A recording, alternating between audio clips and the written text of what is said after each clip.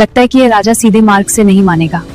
आप उस राजा को बारात लेकर आने को कह दीजिए। जिस कन्या से राजा ने विवाह के लिए गुरु रविदास जी को धमकाया था, फिर उसी राजा ने उस कन्या से माफी क्यों मांगा? ये कोई कल्पना नहीं, बल्कि संत रविदास के जीवन से जुड़ा एक लोक प्रसिद्ध प्रसंग है। संत रविदास जी काशी के समीप एक सरल और करुणामय जीवन जीने वाले महान संत थे। उनके द्वार पर न कोई भेद था, न भय। जो आया वो प्रेम और प्रसाद पाया। एक बार गुरु ने एक भंडारे का आयोजन किया। दूर दूर से लोग आए। उसी भंडारे में एक अलौकिक सौंदर्य से युक्त कन्या सेवा करती दिखाई दी। उसका तेज साधारण नहीं था, पर किसी ने प्रश्न नहीं किया। उसी समय एक राजा वहां पहुंचा। कन्या के रूप को देखकर वो मोहित हो गया। उसके मन में भक्ति नहीं, बल्कि वासना और अधिकार जाग उठा। राजा गुरु रविदास जी को संदेश भिजवाया और कहा, अरे ओ रविदास, उस कन्या का विवाह मुझसे करवा दो, नहीं तो दंड के लिए तैयार रहो।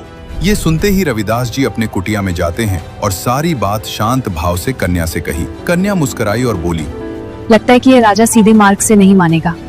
आप उस राजा को बारात लेकर आने को कह दीजिए। राजा अहंकार में डूबा धूमधाम से बारात सजाकर गुरु रविदास जी के द्वार पर आ पहुंचा। तभी कन्या 16 श्रृंगार में बाहर आई। सबकी आंखें ठहर गईं। अगले ही क्षण वह पास ही स्थित कुंड में कूद गई। अचानक कुंड से जल की प्रचंड धारा फूटी। ऐसा दृश्य हुआ कि राजा और सारे बाराती जल में समा गए। भय और विस्मय के बीच सबको सत्य का बोध हुआ। जिस कन्या को वे साधारण समझ रहे थे, वह स्वयं गंगा जी थीं, जो भक्त गुरु रविदास की सेवा में प्रकट हुई थीं। इसीलिए कहा जाता है कि जहाँ भक्ति होती है वहाँ अहंकार टिक नहीं पाता, और जहाँ संत खड़े होते हैं वहाँ स्वयं गंगा भी झुककर प्रकट होती है। मुझे पसंद करने वाले वीडियो को लाइक, सब्सक्राइब करके कमेंट में जय गुरु रविदास जी अवश्य लिखें। धन्यवाद।